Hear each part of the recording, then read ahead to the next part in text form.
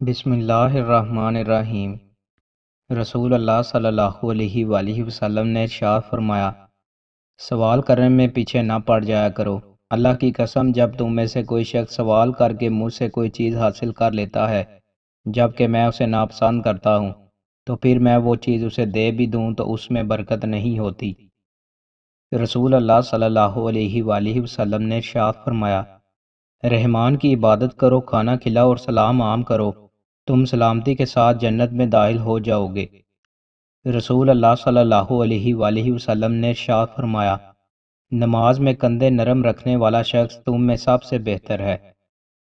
رسول اللہ صلی اللہ علیہ وآلہ وسلم نے ارشاد فرمایا، کسی شخص نے اپنی ہاتھ کی کمائی سے زیادہ بہتر کھانا کبھی نہیں کھایا، اور اللہ کے نبی داؤد علیہ السلام اپنے ہاتھوں کی کمائی سے کھایا کرتے تھے۔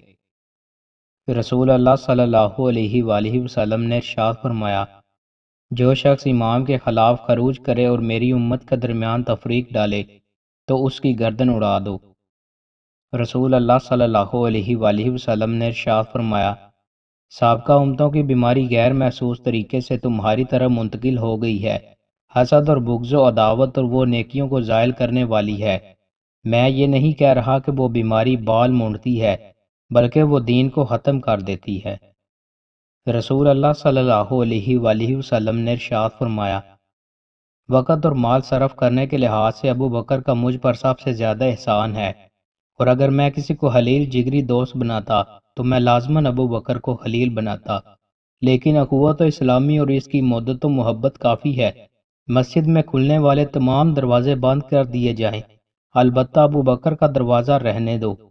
اگر میں اپنے رب کے سوا کسی اور کو دوست بناتا تو میں ابو بکر کو دوست بناتا۔ دوستو، مزید اچھی ویڈیوز کے لیے ہمارے چینل کو سبسکرائب لازمی کریں۔ بہت شکریہ۔